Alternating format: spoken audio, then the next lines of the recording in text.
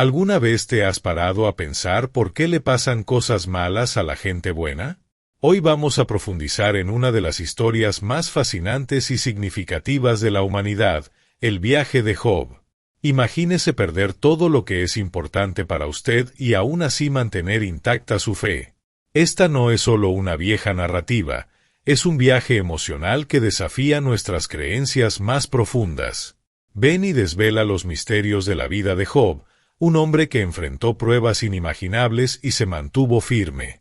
Síganos y vea cómo esta antigua historia continúa impactando nuestras vidas hoy. En el libro de Job encontramos la historia de un hombre próspero llamado Job, que vivía en una región llamada Uz. Tenía una familia numerosa y poseía grandes rebaños. Job, un hombre recto y justo, se dedicó a una vida moral y mantuvo una relación disciplinada con Dios. En la tierra de Uz vivía un hombre llamado Job. Era irreprochable y honesto, temía a Dios y evitaba el mal. Job tuvo 7 hijos y 3 hijas, además de poseer 7,000 ovejas, 3,000 camellos, 500 yuntas de bueyes, 500 asnas y muchos sirvientes. Fue considerado el más grande entre todos los pueblos de Oriente. Los hijos de Job solían celebrar sus cumpleaños en sus casas, invitando a sus 3 hermanas a comer y beber juntas. Después de un periodo de festividades, Job, preocupado por la espiritualidad de sus hijos, realizó para ellos un ritual de purificación. A primera hora de la mañana ofrecía un sacrificio en nombre de cada persona, pensando, quizás mis hijos han cometido algún pecado y en su corazón han ofendido a Dios. Este era un hábito constante de Job, como se describe en el primer capítulo del libro de Job. En una conversación celestial, Dios llamó la atención de Satanás sobre la virtud de Job. Sin embargo, Satanás la cuestionó, afirmando que la devoción de Job existía solo debido a la protección y las bendiciones de Dios sobre él. Cierto día, los ángeles se aparecieron ante el Señor, y Satanás también estaba entre ellos. Dios le preguntó, ¿de dónde vienes? Satanás respondió, vagar por la tierra, yendo y viniendo por ella. Entonces el Señor dijo a Satanás, ¿te has fijado en mi siervo Job? No hay nadie como él en la tierra, un hombre íntegro y justo, que teme a Dios y se aparta del mal. Satanás respondió, ¿teme Job a Dios sin razón? ¿No fuiste tú quien puso un cerco alrededor de él y de su casa y de todo lo que poseía? Bendeciste la obra de sus manos, y sus rebaños llenaron la tierra. Estos diálogos entre Dios y Satanás se relatan en el libro de Job, capítulo 1, versículos 6 al 10. Satanás desafió a Dios, afirmando que si Job sufría sufrimiento, terminaría maldiciendo a Dios mismo. Entonces Dios permitió que Satanás afligiera a Job como prueba, pero determinó que no se le podía quitar la vida. Extiende tu mano y toca todo lo que tiene, y seguramente te maldecirá en la cara, se burló Satanás.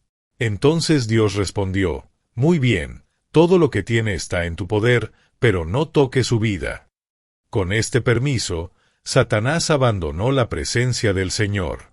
Los acontecimientos descritos en el libro de Job, capítulo 1, versículos 11 y 12, narran cómo, en un solo día, Job recibió 4 noticias terribles. Sus ovejas, sus siervos y sus 10 hijos fueron asesinados por invasores, ladrones y desastres naturales. Mientras los hijos y las hijas de Job estaban celebrando y bebiendo vino en la casa de su hermano mayor, un mensajero vino a Job y le dijo, los bueyes estaban arando y las asnas pastando cerca, cuando los sabeos atacaron y se los llevaron. Mataron a los sirvientes a espada, y solo yo logré escapar para llevarle esta noticia. Mientras aún hablaba, llegó otro mensajero y dijo, un fuego de Dios cayó del cielo, quemando las ovejas y los siervos, y yo soy el único que sobrevivió para decírtelo. Antes de terminar llegó otro mensajero. Los caldeos se dividieron en 3 grupos y, en un ataque sorpresa, robaron sus camellos y mataron a espada a los sirvientes. Soy el único que escapó para informaros. Aún hablando, llegó otro mensajero con noticias más terribles.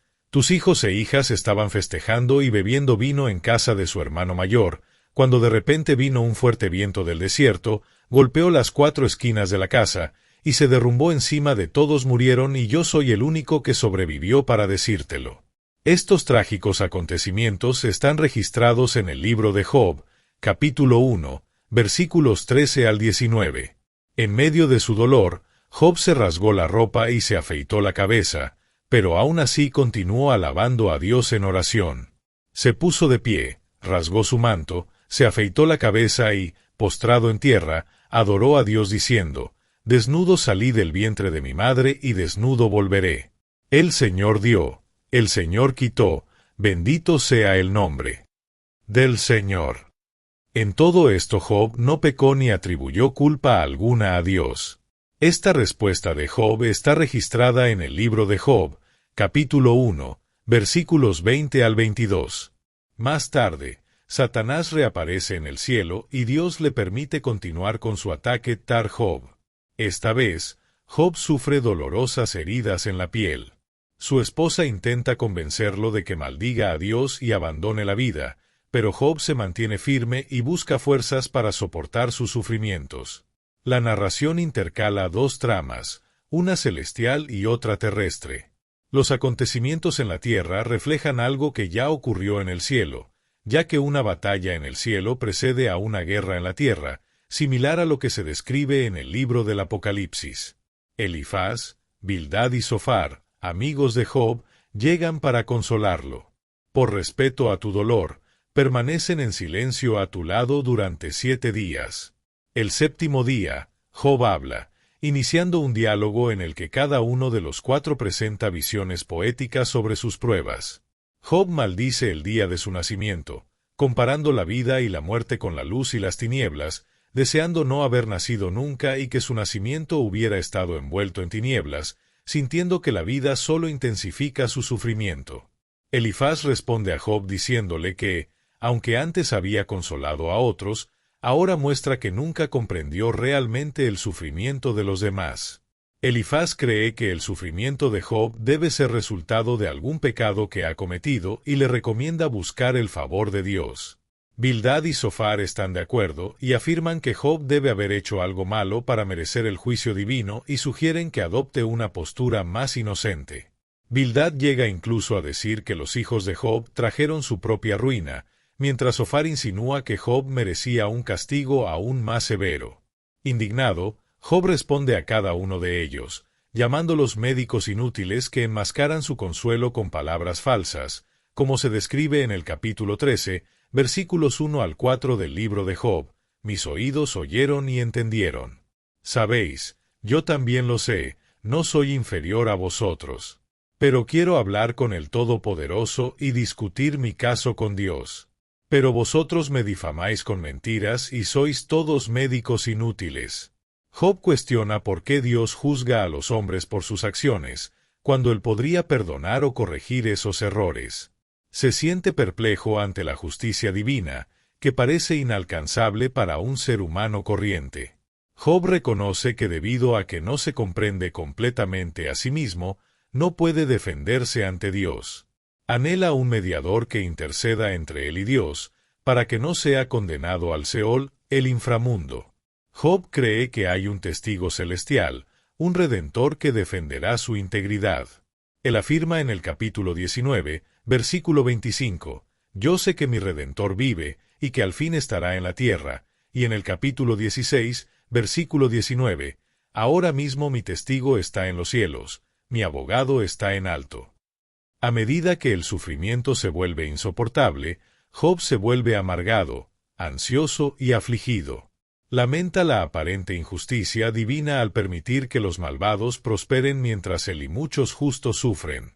Aunque quiere protestar directamente ante Dios, se siente incapaz de encontrarlo. Al reflexionar que la sabiduría parece oculta a la humanidad, Job decide perseguirla, permaneciendo en el temor de Dios y alejándose del mal. Finalmente, Dios interviene en el diálogo, respondiendo al grito de Job, quien, a lo largo de sus discursos, pidió repetidamente una respuesta directa de Dios. Ahora, este deseo es concedido, y Dios le habla a Job en 2 ocasiones, ambas en medio de una tormenta. Con un toque de ironía, Dios le recuerda a Job que Él es el creador de todo. Describe su majestuosa obra de crear y sostener el mundo y le pregunta a Job si sería capaz de lograr algo similar. Luego, Dios cuestiona si Job está realmente en condiciones de juzgarlo, sugiriendo que es presuntuoso pensar que Dios debería justificarse ante él. Al darse cuenta de su insignificancia, Job responde: «Soy indigno. ¿Cómo puedo responder? Me tapé la boca con la mano.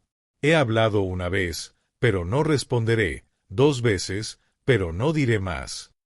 En el segundo discurso, Dios deja de centrarse en la creación del mundo y comienza a hablar de 2 de sus extraordinarias criaturas, Vigimes, hipopótamo, y Leviatán, cocodrilo, nuevamente usando un tono humorístico. Desafía a Job a reflexionar sobre estas criaturas y a reflexionar sobre su propia comprensión de la vida y el universo. Con esto, se recuerda a Job que si no puede comprender completamente el mundo animal, tampoco podría comprender la complejidad del mundo moral o la sabiduría divina. Finalmente, Job reconoce que Dios es omnisciente y que sus planes no pueden detenerse. Se da cuenta de que cuestionar a Dios era inapropiado y lo lamenta profundamente, expresando su arrepentimiento en polvo y cenizas. Aunque el encuentro con Dios es una experiencia humillante para Job, encuentra consuelo al reconectarse con lo divino. Este diálogo representa un clímax sorprendente de la historia.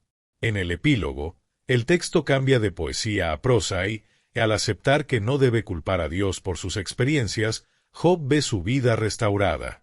Dios le devuelve a sus hijos, 7 hijos y 3 hijas, así como sus propiedades, camellos y rebaños, lo que lo hace aún más próspero y feliz que antes. Como siervo de Dios, Job es rehabilitado, mientras que sus 3 amigos son duramente reprendidos, ya que Dios afirma que no hablaron correctamente sobre Job, advirtiendo contra aceptar sus palabras como verdad. Curiosamente, en ningún momento Dios le explica a Job las razones de su sufrimiento ni le revela el acuerdo con Satanás.